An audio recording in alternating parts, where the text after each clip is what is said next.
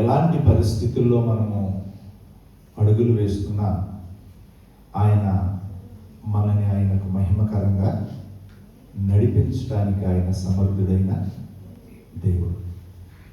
అందుకే పౌలు దానిని చూచి అన్నాడు, ఆయన చేత పిలువబడిన వారికి సమస్తము సమకూడి మేలు కొరకు జరుగుతుంది.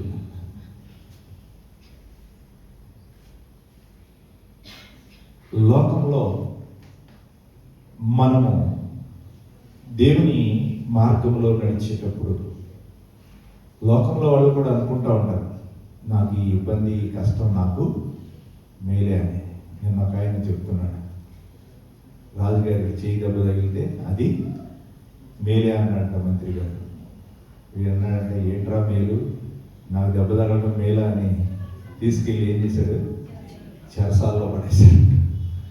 చెరసాల్లో పడేస్తే సరే తెల్లారి ఆయన అక్కడికి వెళ్తే ఆయన తీసుకుని వెళ్ళి భయంకరమైనటువంటి పరిస్థితుల్లో బలి అర్పించడానికి రాజుగారిని తీసుకెళ్ళి చూసేసరికి ఏళ్ళు తెగిపోయిందని చెప్పేసి బలి ఇవ్వడానికి పనికిరారని విడిచిపెట్టేశారు. విడిచిపెట్టగానే తిరిగి వచ్చి చాలా కృతజ్ఞత చెప్పుకుంటున్నాడంట. దేనికి? చచ్చిపోకుండా ఏ రోజు తెగిపోయినందుకు మేలని. ఇంకా తిరిగి ఇంటికి రాగానే ఇమీడియట్లీగా ఆ రాజుని పిలిపించి, ఆ మంత్రిని పిలిపించి రాజుగారు అంట, నిజంగా నువ్వు ఎంత మంచి పని చేసావయ్యా, నువ్వు నాకు ఆ మాట చెప్పావు, మేలని చెప్పావు, నేను నిన్ను అనవసరంగా శిక్షించాను, క్షమించి నేను చెరసాల నుంచి బయటికి తీసుకొస్తున్నానంటే, అయ్యా నువ్వు నాకు చెరసాల్లో పెట్టడం కూడా నాకు మేలు అన్నాడంట. ఎవరో ఈ మంత్రి గారు. అదే ఇదే మేలు, ఇంకొక మేలు చెప్తున్నావు నాకు అంటున్నాడంట. అంటే నువ్వు వెళ్ళావు కదయ్యా రాజుగారు, నీతో పాటు నేను వచ్చేవాడిని,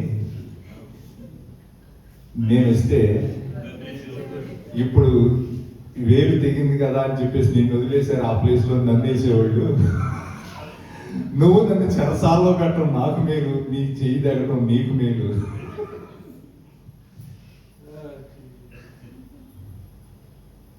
దాన్ని వచ్చే చోపెనికి వెళ్ళాం అన్నమాట. మనకు లాగానే 2 సంవత్సరాల కిందట వాళ్ళు కట్టుకున్నారు. సంవత్సరం అయిపోయేసరికి ఈ సంవత్సరం మే నెల 31న ఆ చర్చి ఊహించిన విధంగా అదేమైపోయింది, ఉదయకాల సమయంలో శనివారం దహనం అయిపోయింది. 7 నెలల కాలంలో మే నెల 31 నుంచి మళ్ళా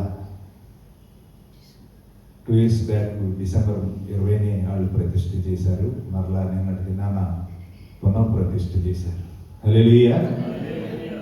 ప్రతిష్ఠించిన కాలం కంటే ఇంకా ఘనంగా, మేలుగా, ఇంకా అధికారులు, నాయకులు వచ్చేటట్లుగా, గొప్పగా, ఇంకా సేవకులు వచ్చేటట్లుగా దేవుడు దానిని, ఆ కీడుని, ఆ నష్టాన్ని, ఆ కష్టాన్ని 35 సంవత్సరాల పాటు సేవ చేసి ఉన్న కష్టం అంతా పెట్టి కొన్ని కోట్లతో,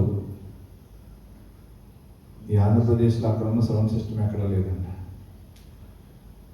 అంత విలువ. ఈ ఒక్క మైకు లక్షన్నర రూపాయల మైకులు, అవన్నీ ఏమైపోయినాయి. అయినా సరే అప్పుడు కూడా అది మనం ఆదివారం చర్చికి 2 గంటలు కూర్చుంటాం, మనకు మేలు లాగా లేదు. ఇంకొక గంట ఎక్కువ నిద్రపోవడం మేలు లాగా అనిపిస్తుంది చాలామందికి. ఇంకా ఏవేవో మీకు ఏ ప్రయారిటీస్ ఉన్నాయో దేవుని సన్నిధిలో ఉండటానికి, అవి ఏవి మీకు మేలు కాదు. దేవుని కొరకు నీవేం కోల్పోతావో అది నీకు మేలు.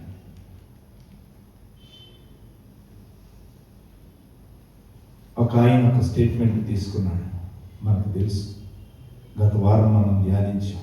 ఎవరైనా? యోసేపు. ఇప్పుడు మనము మోషే గారి జీవితాన్ని ధ్యానించుకుంటున్నాం. హెబ్రీ పత్రిక 11వ అధ్యాయం 24 నుంచి 26 వరకు చదువుదాం. మోషే పెద్దవాడైనప్పుడు విశ్వాసమును బట్టి ఐగుప్తు ధనము కంటే క్రీస్తు విషయమైన నింద గొప్ప భాగ్యమని ఎంచుకొని అల్పకాలము పాపభోగమును అనుభవించుట కంటే దేవుని ప్రజలతో శ్రమ అనుభవించుట మేలని యోచించి ఫరో కుమార్తె యొక్క కుమారుడనని అనిపించుకున్నట కంటే ఒప్పుకొనలేదు. ఏలైనగా అతడు ప్రతిఫలముగా కలగబో బహుమానమందు దృష్టి ఉంచెను. ఆమేన్. చదవబడిన లేఖనము ప్రభు మనందరి జీవితాల్లో ఆయనకు మహిమకరంగా నెరవేర్చునుగాక. ఆమేన్. దేవుని ప్రజలతో శ్రమ అనుభవించటము మేలు అని దేనికంటే మేలు అనుకున్నాడు? ఫరో యొక్క కుమారుడు అనిపించుకునడం కంటే, అంటే ఒక రాజుగారికి యువరాజు అని అనిపించుకునటం కంటే దేవుని బిడ్డలతో కూడా ఉండి శ్రమ అనుభవించటము మేలు. ఈ లోక సంబంధమైన ధనము కంటే ఈ లోకములో ఆహారం లేని ఇబ్బందికరమైన స్థితిలో జీవించటము మేలు అని అనుకున్నాడు. తన చేతులతో కష్టపడి 40 సంవత్సరాల పాటు ఎక్కడ పెరిగాడు? ఫరో ఇంటిలో పెరిగాడు. అంటే ఒక రాజుగారి ఇంటిలో పెరిగిన వ్యక్తి,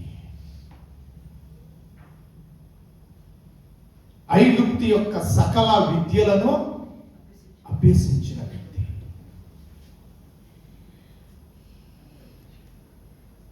తన యొక్క జీవితంలో తనకు కావలసినటువంటి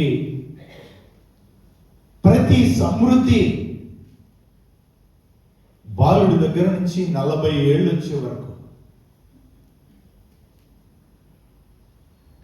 3 నెలల బాలుడి దగ్గర నుంచి, ఇంకా చెప్పాలంటే ఎంత, 3 నెలలు మాత్రమే ఆ పుట్టిన తల్లిదండ్రులకి బిడ్డగా ఉన్నాడు. ఎందుకంటే అప్పటికే ఒక శాసనం వ్రాయబడింది. నిర్గమకాండం 1వ అధ్యాయం 22వ వచనంలో, మగపిల్లలందరినీ నదిలో పారేయండి, ఆడబిడ్డలను బ్రతకనీయండి.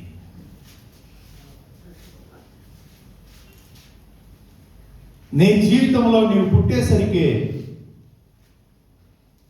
నీ యొక్క జీవిత ప్రయాణం మీద ఏ విధమైనటువంటి ఈ భౌతిక సంబంధమైనటువంటి శాసనాలు ఉండొచ్చు.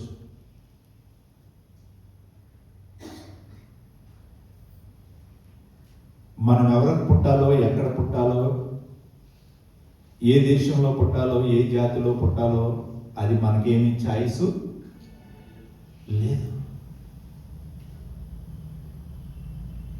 దేవుడే మనల్ని పుట్టించాడు. మనం ఆయన ప్రజలం, ఆయన మేపే గొర్రెలం.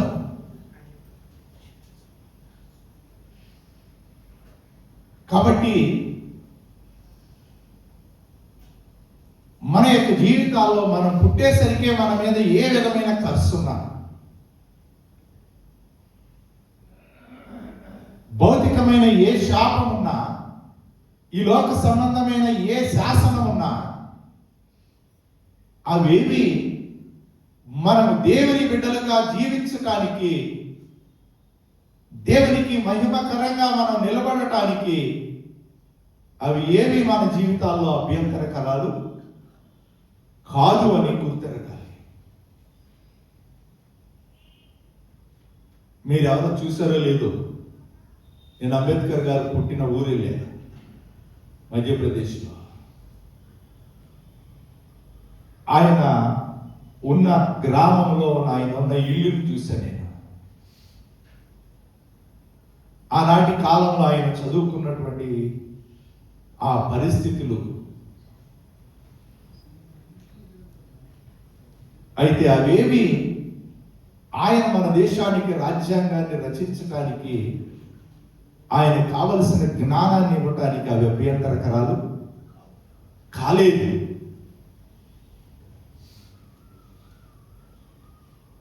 దేవుని బిడ్డలుగా మన యొక్క జీవితాల్లో భౌతికంగా ఒక వ్యక్తి ఒక ఉన్నతమైన స్థితిలోనికి రావడానికి తనకున్న స్థితిగతులు అభ్యంతరం కానప్పుడు, జీవము కలిగిన దేవుణ్ణి కలిగిన మన యొక్క జీవితాల్లో, మన యొక్క ఆత్మీయ ప్రయాణంలో మనకున్న భౌతిక సంబంధమైన స్థితులను మనం చూచి మనం ఏ విధంగా మన ఆత్మీయ జీవితాలని కొనసాగిస్తున్నాం. అలాంటి పరిస్థితులను దాటి దేవుడు మనల్ని పిలుస్తున్నాడు.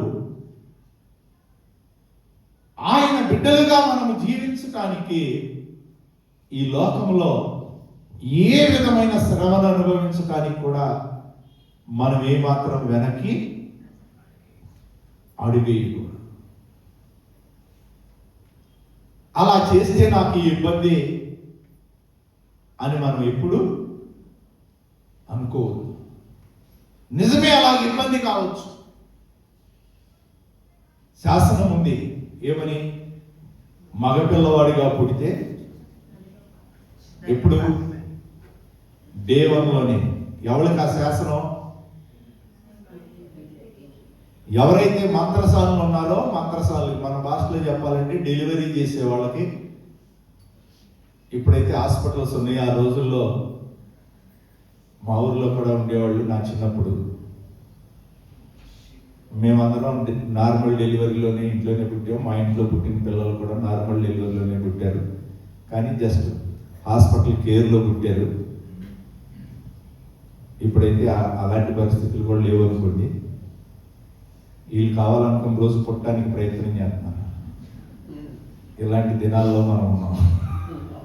వాళ్ళు కోరుకున్న రోజు కోపించుకుంటున్నారు.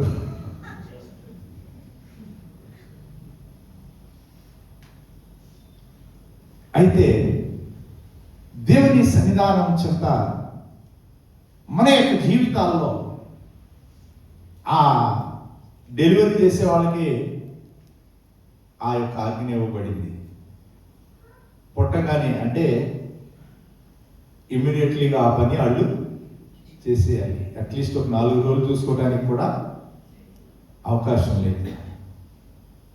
అలాంటి శాసనాన్ని కలిగి ఉండి కూడా ఒక 90 రోజుల పాటు ఆ తల్లిదండ్రులు ఆ బిడ్డని దాచారు.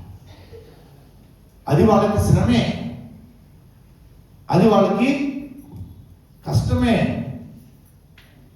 విశ్వాసాన్ని బట్టి వాళ్ళు ఏం చేశారంట?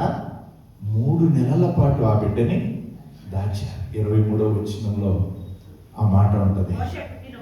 మోషే పుట్టినప్పుడు అతని తల్లిదండ్రులు ఆ శిశువు సుందరుడై ఉండుట చూచి విశ్వాసాన్ని బట్టి రాజాజ్ఞకు భయపడక 3 మాసాలు అతన్ని పాపం భౌతికంగా వాళ్ళు చాలా బాగున్నాడని తెలుగులో ఒక సామెత ఉంటుంది, బతకలేని బిడ్డ భార్యడు అని. అంటే ఈ లోకంలో కొందరు త్వరగా చిన్న బిడ్డలుగానే ఈ లోక యాత్ర ముగించేటప్పుడు వాళ్ళకి ఇంకా స్పెషల్గా మంచి రూపం ఉంటుంది, మంచి బొద్దుగా ఉంటారు, ఇంకా మంచిగా యాక్టివిటీస్ కొన్ని నెలల్లోనే కొన్ని చేసేస్తారు, త్వరగా మాట్లాడేస్తారు, బాగా జుట్టు ఉంటుంది, ఇంకా ఏవేవో రూపం మీకు తెలుసు ఇంకా చాలా. ఇలాంటివి ఏవో వాళ్ళు చూశారు ఆ బిడ్డని భౌతికంగా. కానీ వాటన్నిటినీ వాళ్ళు కొంచెం కాలం మాత్రమే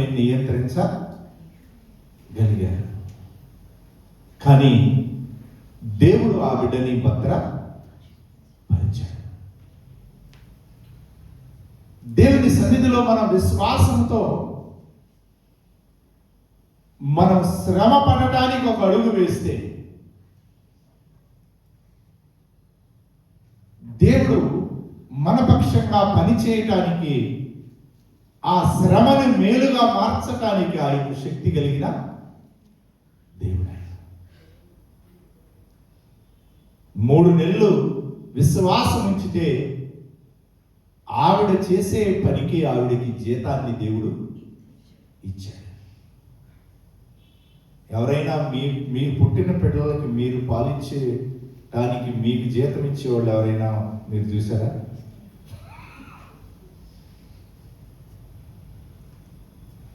అది ఆ తల్లి యొక్క 3 నెలల శ్రమ అనుభవించడానికి పనిలే రాజాజ్ఞకి భయపడకుండా దేవుని చిత్తముగా ఈ బిడ్డని మనం భద్రం చేయటం అని అనుకుని ఆవిడ వేసిన అడుగు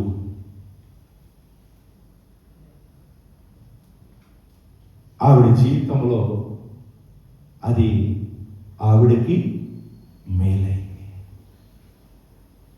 ఆ బిడ్డని విడిచిపెట్టేటప్పుడు కూడా ఆవిడ ఏం చేసింది? విశ్వాసంతోనే విడిచిపెట్టింది. మిగతా బిడ్డల్ని, ఎంతమంది బిడ్డలు నైల్ నదిలో అలా పడవేయబడ్డారు అప్పటికి, కానీ అలా ఆ బిడ్డని ఆ నదిలో వేయలేదు. ఏం చేసింది? ఏ విధము చేతనైనా ఆ బిడ్డ ఆ నీటిలో మునిగిపోకుండా భద్ర పరచబడాలి, నాకుగా నేను నీటిలో మునిగేటట్లుగా చెయ్యకూడదు.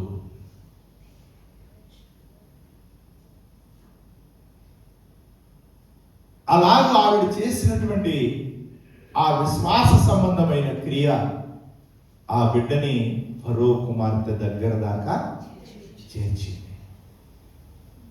లేకపోతే ఈవిడ విడిచిపెట్టిన చోటే ఆ బిడ్డ నదిలో, మామూలు నది కాదు అది, నేను వెళ్ళాను ఆ నైల్ నది, ఒక సూయజ్ కెనాల్ ఉంటుంది, దానికి షిప్పులు ట్రాన్సిట్ అవడానికి, మనకు వచ్చి ఆయిల్ ఇదంతా రావడానికి, మన దేశానికి ఎక్కువ వస్తుంది గల్ఫ్ నుంచి ఆయిల్, ఆ సూయజ్ కెనాల్ నుంచి వస్తాయి. చాలా ప్రపంచంలో అత్యంత పొడవైన నది.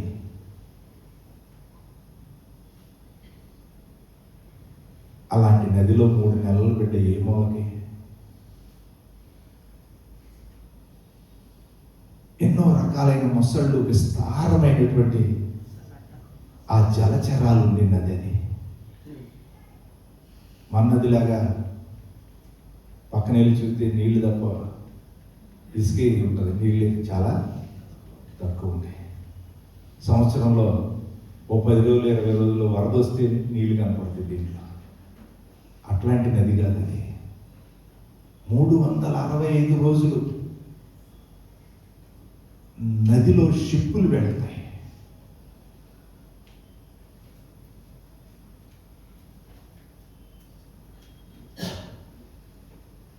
అట్లాంటి చోట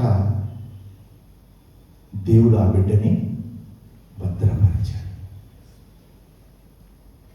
ఆ బిడ్డకి రాజకుమార్తెతో పేరు పెట్టించాడు. తీసి బయటకు అంది, నేను నీటిలో నుంచి తీసి తిని కనుక ఇతనికి మోషే అని పేరు పెట్టి. మోషే అంటే అర్థం నీటి నుంచి తీయబడిన వాడు, వరుణ్. ఇంగ్లీష్లో మనకు బాగా వింటూ ఉంటాం కదా, మన సిటీలోను మన స్టేట్లోను చాలా ఉంటాయి వరుణ్ పేరుతో. వరుణ్ అంటే అర్థం ఏంటంటే నీటి నుండి తీయబడిన వాడు. దేవుని సన్నిధిలో ఒక శ్రమ అనుభవించడానికి సిద్ధపడితే ఆ శ్రమ ఎంత మేలుగా మారింది అని మన జీవితాల్లో మనం అర్థం చేసుకోగలిగితే, ఈ ఉదయకాల సమయంలో ఆయన 40 సంవత్సరాల పాటు పాలు మానే వరకు ఆవిడ ఏం చేసింది, జీతం తీసుకుని ఆ పాలిచ్చి పెంచింది. అప్పుడే ఆ బిడ్డకి ఏం నేర్పించింది, ఇదిగో మనం ఈ స్థితిలో ఉన్నాము, దేవుడు మనకు వాగ్దానం చేశాడు, నిశ్చయంగా 4 తరాల అనంతరం నేను ఈ దేశాన్ని దర్శిస్తాను, నిశ్చయంగా ఈ ఐగుప్తు నుంచి ఈ ప్రజలని విడిపిస్తానని దేవుడు చెప్పాడు. అందుకు సాక్ష్యంగా మన పితరుడు ఈ ఐగుప్తులోనికి వచ్చినటువంటి యోసేపు తన దేహాన్ని కూడా భద్రము చేశాడు. నన్ను ఇక్కడ భూస్థాపన చేయొద్దు, మీతో కూడా నన్ను తీసుకుని వెళ్ళమని చెప్పాడు. కాబట్టి నిశ్చయంగా దేవుడు మనల్ని విడిపిస్తాడు అని చెప్తే ఈ బాబు తన యొక్క చిన్న వయసులోనే పాలు విడిచి ఇశ్రాయేలు ప్రజలకి పాలు విడవడం అంటే మనకులాగా 3 నెలలు 6 నెలలు కాదు, ఎంతకాలం 2.5 సంవత్సరాల వరకు ఆనాడు పాలించేవాడు చరిత్ర చెబుతుంది. ఈ 2.5 సంవత్సరాల్లో తన యొక్క జీవితంలో తాను భవిష్యత్తును దేవుని వాక్యపు కట్టడలతో ఆ బిడ్డని సిద్ధము చేసింది. ఆ 2.5 సంవత్సరాలు పాలు తాగే వయసులో ఇంట్లోంచి వెళ్ళిపోయిన బిడ్డ 40 సంవత్సరాల వయసులో తాను ఏ స్థితిలో ఎదిగినా సరే 2వ అధ్యాయము 5వ వచనంలో 11వ వచనం చదవండి.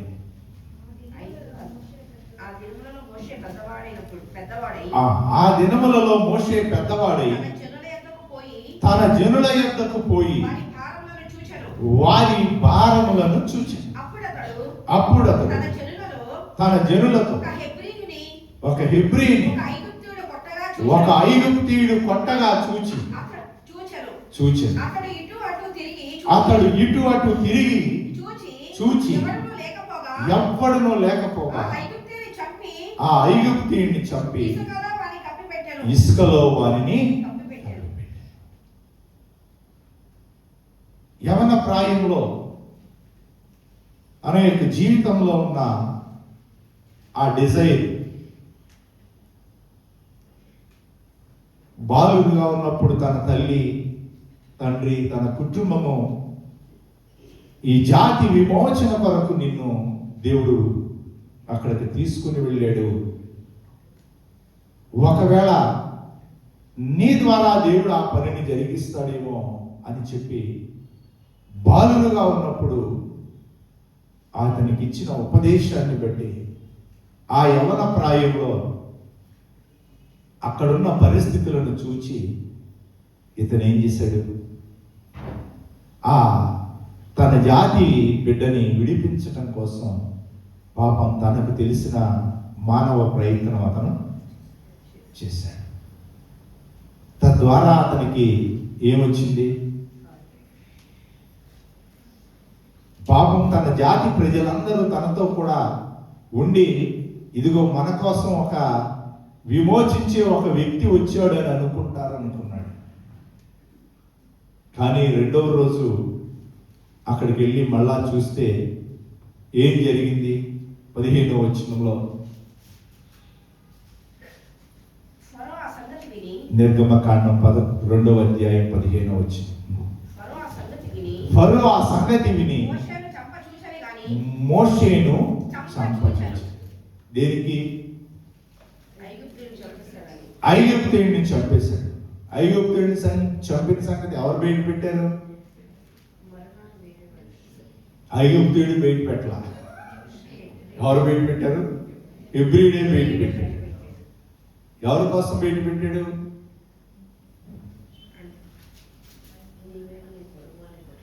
ఇంకొక హెబ్రీయుడు తప్పు చేస్తుంటే హెబ్రీయుడిని హెచ్చరిక చేస్తే ఆ హెబ్రీయుడు అంటున్నాడు, ఇదిగో నువ్వు నాకు చెప్పొచ్చావా, నువ్వు పలానా ఐగుప్తుడిని చెప్పావు, నువ్వు నన్ను కూడా చంపాలనుకుంటున్నావా? ఈయన చంపింది దేనికోసం? తన జాతి ప్రజల అన్యాయంగా విమోచించటానికి దేవుని చేత ఏర్పరచుకున్నవాడని గుర్తిరిగి ఈయన ఆ పని చేశాడు. ఈనాడు కొన్ని మానవ సంబంధమైన ప్రయత్నాలతో దేవుని ప్రణాళికలో నడవడానికి ప్రయత్నించే వాళ్ళు ఈ లోకంలో ఎంతోమంది నాయకులు, అధికారులు, ప్రజలు ఉన్నారు. దాని ద్వారా మనం ఎదుర్కొనే శ్రమలు అవి కొంతకాలము మన యొక్క జీవితాల్లో ఉంటాయి. అలాగే దేవుడు తన చిత్తాన్ని జరిగించడం కోసం మనల్ని కొన్ని ప్రతికూల స్థితుల్లో ఉండగా నడిపిస్తాడు. నీవు ఎదుర్కొనే శ్రమ లాంటిది. శ్రమ నుండి ఉండుట నీకు మేలే. ఆ శ్రమ నీకుగా నీవు తెచ్చుకున్న శ్రమ, లేక దేవుడు ఆ శ్రమ ఉండగా నిన్ను తీసుకుని వెళ్తున్నాడా? ఇది నీకు అర్థం కావాలి. మోషే దేవుని సన్నిధిలో ప్రార్థిస్తున్నాడు. కీర్తనల గ్రంథము 90వ కీర్తన మోషే చేసిన ప్రార్థన. అక్కడ మోషే 15వ వచనంలో ఒక మాట దేవుని సన్నిధిలో ప్రార్థన చేస్తాడు. నీవు మమ్ములను శ్రమపరిచిన దినముల కొలది, మేము కీడు అనుభవించిన ఏండ్ల కొలది. దేవుడు శ్రమ పరిస్తే ఎంతంట? రోజులు. ఏంటంట? దినాలంటే మళ్ళీ మీకు ఏ దినాలు గుర్తొస్తాయని మీకు ఈజీగా అర్థం అవడం కోసం దేవుడు మనల్ని శ్రమ పరిచేది కొన్ని రోజులే.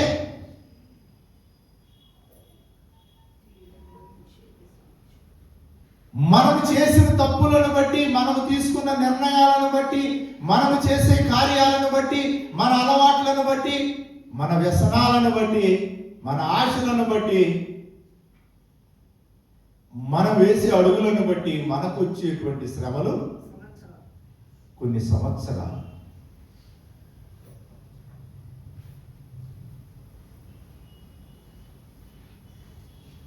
అయితే దేవుడు ఆయన శ్రమ పరిచిన దినాలైనా మనకుగా మనము చేసుకున్న తప్పులను బట్టి మనము కీడు అనుభవించే ఏండ్లైనా వాటన్నిటినీ దేవుడు ఏం చేయగలడు? సంతోషంగా, మేలుగా, ఆశీర్వాదంగా ఆయన మార్చగలిగిన దేవుడు మనం ఆరాధిస్తున్న దేవుడు. ఆమేన్. దేవుని బిడ్డలుగా మన యొక్క జీవితాల్లో ఆ విధంగా మోషే తాను గుర్తెరిగాడు. ఇదిగో నేను చేసిన తప్పు ఏంటిది? నరహత్య చేశాను. కాబట్టి ఇతను ఒక 40 సంవత్సరాల పాటు ఒక మరుగైన జీవితం చేశాడు.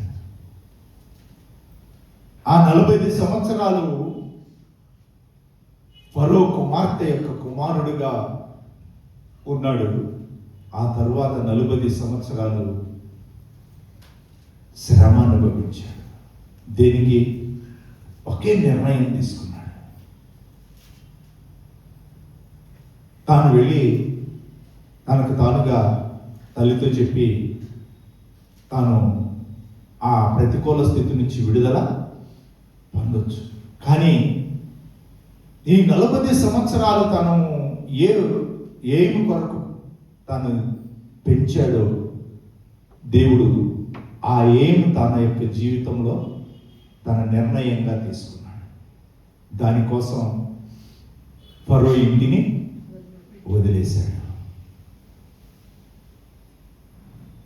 రాజుగారి కొడుకు చేస్తే ఎవరు ఈ రోజుల్లోనే దిక్కు లేదు. ఆ రోజుల్లో ఇంకా రాజరికంలో అసలు అడిగేవాడే లేడు. కానీ అలా అనుకోవట్లేదు ఆయన. నిశ్చయంగా నేను దేవుని చిత్తాన్ని నెరవేర్చాలని తనకున్న ప్రివిలేజెస్ అన్నిటినీ విడిచిపెట్టేసి దేవుని చిత్తం నెరవేర్చడం కొరకు తాను శ్రమ అనుభవించటము మేలనుకున్నాడు.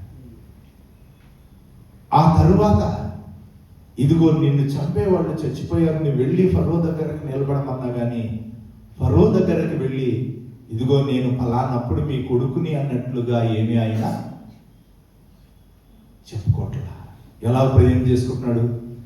దేవుని ప్రజలకు నేను ప్రతినిధిని, దేవుని పక్షంగా నీ ఎదుట నిలబడుతున్నాను, నా దేవుణ్ణి ఆరాధించడానికి నా ప్రజలని పంపించమని.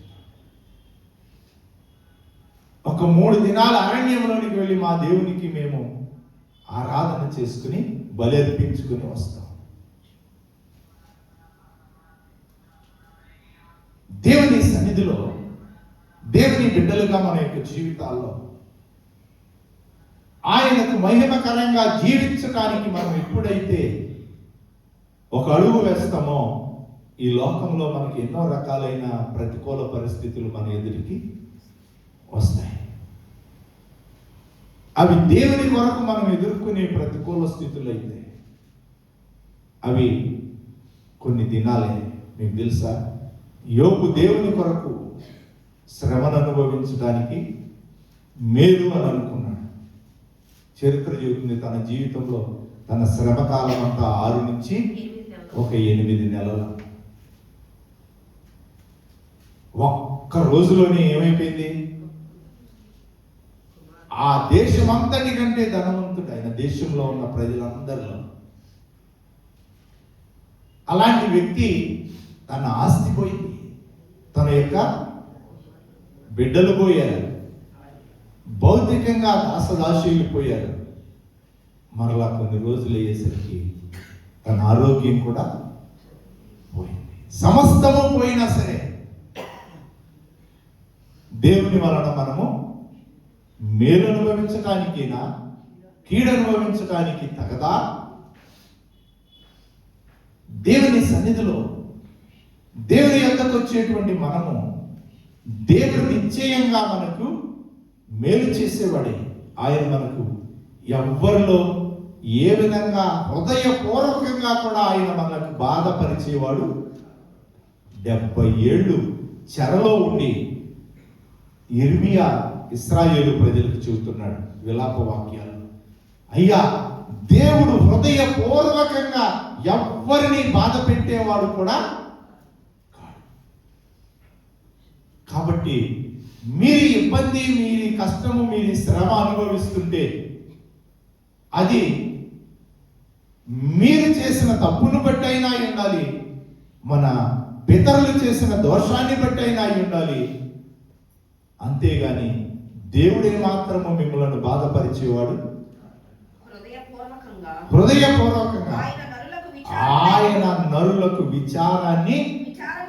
విచారమైన బాధైనా కలుగ చెయ్యడు. దేవుని బిడ్డలుగా మన యొక్క జీవితాల్లో ఆయన జీవము కలిగిన ఆత్మతో నడవటానికి మనం సిద్ధపడితే ఆయన మనల్ని బాధ పెట్టాడని ఎప్పుడు మనం అనుకోవటానికి వీలే లేదు. మన బాధను అనుభవిస్తూ ఉంటే అది మనము చేసిన అతిక్రమ దోషాలను బట్టి మనం ఆ బాధను అనుభవిస్తున్నాం.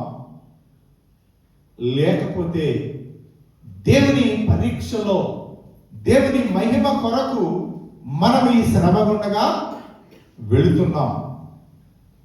ఇవి రెండు మన జీవితాల్లో మనకు అర్థమైతే అది మన అతిక్రమాన్ని బట్టా లేక దేవుని పరీక్షను బట్టా అని మనం తెలుసుకుంటే దేవుడు మన ప్రతికూల స్థితుల్లో ఆయన మనకు ప్రత్యక్షమై మన ప్రతికూల స్థితులను ఆయనకు మహిమకరమైనటువంటి కార్యాలుగా మారుస్తాడు. ఆమేన్. 80 సంవత్సరాల వయసులో ఈ 90వ కీర్తనలో మోషే చేసిన ప్రార్థనను బట్టి, అయ్యా మా ఆయుష్ కాలం 60 సంవత్సరాలు 70 సంవత్సరాలు, అధిక బలం ఉన్న ఎడల 80 ఏళ్ళు అవుతుందయ్యా. ఈయన అనుకుంటున్నాడు ఏమని, ఏదో చిన్నప్పుడు ఆ ఫరో ఇంట్లో పుట్టి అక్కడే పెరిగి అక్కడే మంచి ఆహారం తిన్నా కాబట్టి ఇప్పుడు దాకా బతుకున్నా, లేకపోతే ఇప్పుడు పోయేవాడిని 60 ఏళ్ళప్పుడు 70 ఏళ్ళప్పుడు.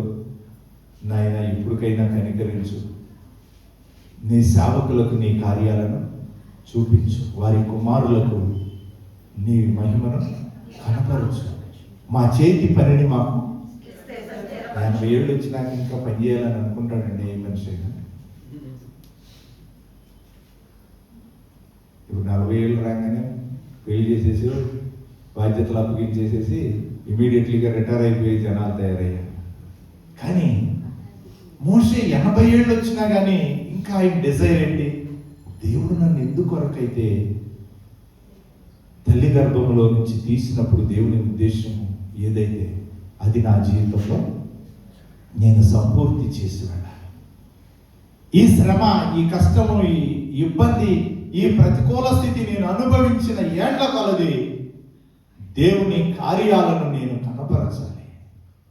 మేము శ్రమపడిన దినాల కొలది, మేము కీడు అనుభవించిన ఏళ్ల కొలది నీ మమ్మలను సంతోషపెట్టు, నీ సేవకులకు నీ కార్యాలని కనపరచు, వారి కుమారులకు నీ ప్రభావాన్ని చూపించు. దేవా మా చేతి పనిని మాకు స్థిరపరచు.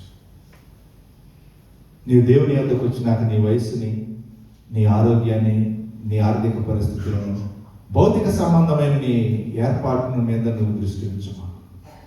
నువ్వు ఏ స్థితిలో ఉన్నా దేవుడు నీ ద్వారా ఏం చేయాలనుకుంటున్నాడో ఆ మేలంతా ఆయన జరిగించడానికి నిన్ను నీవు ఆయనకి అప్పగించుకో. నీ జీవితంలో నీవు ఏ శ్రమను అనుభవించావో దేవుని కొరకు, నీతి కొరకు ఏ ఇబ్బందులు అనుభవించావో, నీతి కొరకు ఆకలి దప్పులు కలిగిన వారు ధన్యులు, వారు తృప్తిపరచబడతారు. నీ దినంలోనే, నీ జీవిత కాలంలోనే, ఆనాటి కాలంలో ఎవరు ఉండరు, మోషే అద్భుతంగా 120 సంవత్సరాల పాటు దేవునికి మహిమకరంగా జీవించాడు. మోషేని బట్టి విశ్వాసంతో అడుగులు వేస్తే అహరోను కూడా మోషేతో పాటు జీవించాడు. దేవుని సన్నిధిలో ఈ ఉదయకాల సమయంలో, ఈ సంవత్సరం ఆఖరి దినాల్లో దేవుడు నిన్ను అడుగుతున్న ఒక ప్రశ్న, నీ జీవితంలో నీవు దేవుని కొరకు ఏ శ్రమను అనుభవించావు, నీ అతిక్రమ దోషాలను బట్టి నీవు ఏ ఇబ్బందులు, కష్టాలు, ప్రతికూల స్థితుల్లోనికి వెళ్ళి నీవు ఇప్పటి వరకు నడుస్తున్నావా? నీవు దేవుని యొద్ద ఒక తీర్మానం తీసుకో. నిశ్చయంగా ఇవన్నీ దేవుడు నా జీవితంలో మేలుకరంగా జరిగిస్తాడు. నా ప్రతికూల స్థితులను ఆయన క్షమించి నా కొరకు ఆయన ప్రియ కుమారుణ్ణి ఈ లోకానికి పంపించాడు. పౌలు గారు అంటాడు, నేను హింసకుడను, దోషకుడను, హానికరుడను, నేను పాపులలో ప్రధాన పాపిని. అట్టిన నన్ను ఆయన కనికరించి నా పాపాన్ని క్షమించాడు. కాబట్టి పాపములను క్షమించడానికి భూమి మీద మనుష్య కుమారునికి అధికారం. కాబట్టి ఇప్పుడైనా నీ జీవితంలో నిన్ను నీవు సరిచేసుకుని ప్రభువుకు అప్పగించుకుంటే నీవు కీడు అనుభవించిన ఏళ్ళన్నీ దేవుడు ఏం చేస్తాడు? మేలుకరంగా, సంతోషకరంగా వాటిని మారుస్తాడు. దేవుని కొరకు నీవు ఇబ్బందులు, శ్రమలు, కష్టాలు అనుభవిస్తే ఆయనను పేరు పెట్టబడినందుకు, ఆయనను ఆరాధిస్తున్నందుకు, ఆయన ఆజ్ఞలు, కట్టడలు, న్యాయ విధులు నెరవేర్చుతున్నందుకు నీవేదైనా కోల్పోతే, నా కొరకు మీరు వేటినైతే కోల్పోతారో వాటికి అనేక రెట్లుగా నేను ఈ భూమి మీద నీకు ఇస్తానన్నాడు యేసయ్య. కాబట్టి దేవుడు కొరకు నీవు దేనిని కోల్పోవడానికి ఇష్టపడతావో దాన్ని అనేక రెట్లుగా దేవుని యొద్ద నుంచి నీవు పొందుకుంటావు. లేచి నిలబడి తలలో వంచి దేవుడు నీకు ఇస్తున్న ఆ వాగ్దానం, వాక్యములో దేవుడు ఆయన కొరకు నిలబడినటువంటి నీ విశ్వాస జీవితానికి ఆయన ఇచ్చిన మార్గదర్శకత్వాన్ని నీవు ప్రభు సన్నిధానం చెంత గుర్తెరిగి ఇంకా ఏ విధమైన ఖర్చుతో నీవు ఉండకుండా నీ మార్గంలో దేవుని పరీక్షలో నీవు నిలబడిన కాలమైతే ఇంకా పరీక్షా కాలంలో ఆయన ప్రత్యక్షత కొరకు నీవు నిలబడు. యోబు జీవితంలో దేవుని పరీక్ష దేవుని ప్రత్యక్షత యొద్దకు నడిపించింది. మోషే జీవితంలో తాను చేసినటువంటి తన అతిక్రమము, తన దోషము మోషేని కూడా ఆ యొక్క మండుచున్న పొదలో ఆయన ప్రత్యక్షత దగ్గరకు తీసుకుని వెళ్ళింది. ఈ సంవత్సరపు ఆఖరి దినాల్లో నీ శ్రమలు, నీవు అనుభవిస్తున్న కీడు ద్వారా నీ జీవితంలో నీవు ఎదుర్కొంటున్న ప్రతికూల పరిస్థితులు నీవు ఆయన ప్రత్యక్షత ఎదుటకు వస్తే, నిన్ను నీవు పరిశుద్ధపరచుకొని ఆయన ప్రత్యక్షత ఎదుట నిలబడితే ఆయన నిన్ను దర్శించటానికి, నిన్ను బలపరచటానికి, నీ శ్రమను, నీ ఇబ్బందిని, నీ కష్టాన్ని, నీ బాధని, నీ వేదనని, నీ వ్యాధిని, నీ నష్టాన్ని ఆయన తన మహిమ కలిగిన కార్యంగా చేసి ఒక అద్భుతకరమైనటువంటి ద్వారాన్ని నీ కొరకు తెరవటానికి, ఆయన ప్రత్యక్షత ఎదుటకు నీ వచ్చినప్పుడు కోల్పోయినవన్నీ యోబు రెండింతలుగా పొందుకున్నాడు. పసిబిడ్డ లాంటి దేహాన్ని పొందుకున్నాడు. ఈ ఉదయకాల సమయంలో నీ శ్రమని, కష్టముని, ప్రతికూల స్థితిని ఆయన ప్రత్యక్షత ఒక గొప్ప రూపాంతరాన్ని కలుగు చేయబోతుంది. మోషేకి పొదలో ప్రత్యక్షమైన దేవుడు నీ పరిస్థితుల్లో తనను తాను నీకు ప్రత్యక్షపరచుకోవడానికి ఇష్టపడుతున్నాడు. ఆయన ముఖ దర్శనం చేయాలని, నీ ముఖ దర్శనం నాకు చాలయ్యా అని, యేసయ్యా నిన్ను చూడాలని ఆశయ, నీ మార్గదర్శకత్వంతో నడవాలని నీవు ఆయన సన్నిధిలో నీవు అప్పగించుకో. నీ జీవితం ఒక అద్భుతకరమైన ఒక రూపాంతరతలోనికి, యాకోబు ఆ రాత్రి పెనుగులాడితే ఇశ్రాయేలుగా మారిపోయాడు. మోషేకి ఆ మండుచున్న పొదలో కలిగిన ప్రత్యక్షత, తల్లి గర్భములో తాను రూపించబడిన నాటి నుంచి దేవుడు ఎందుకొరకైతే ఆ 80 సంవత్సరాలు ఆయన కాపాడాడు, ఆ పనిని సంపూర్తి చేయడానికి శక్తినిచ్చింది, అభిషేకాన్ని ఇచ్చింది, ఆత్మనిచ్చింది. ఈ అంత్య దినాల్లో ఆయన బిడ్డగా జీవించడానికి నీకు అట్టి శక్తి, అట్టి అభిషేకము, అట్టి ఆత్మ కావాలి.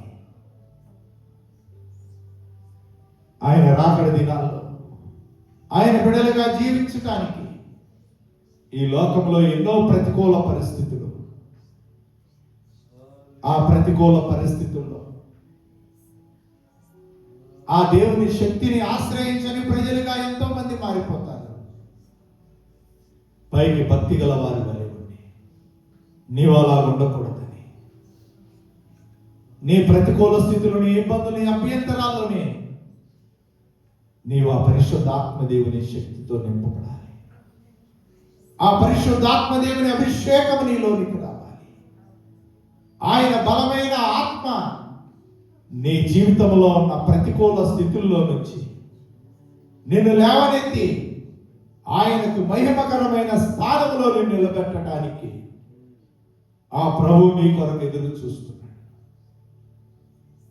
ఆ విధంగా ప్రభు సన్నిధిలో నిన్ను నీవు ఆయనకు అప్పగించుకొని, నీ హృదయంలో ఏ విధమైన భారం ఉన్నదో, నీ పైన మోపబడిన ఏ కాడి ఉన్నదో దానిని ఆయన సన్నిధిలో దించు. ఆయన భారభరితమైన ఆత్మకు ప్రతిగా స్తుతి వస్త్రాన్ని ఇచ్చింది. నీ కాడిని విరగగొట్టి నిన్ను తిన్నగా నిలువ చేసి ధైర్యంగా తల ఎత్తుకొని అనేక జనముల ఎదుట ఆయనకు మహిమకరంగా నిలబెట్టగలిగింది.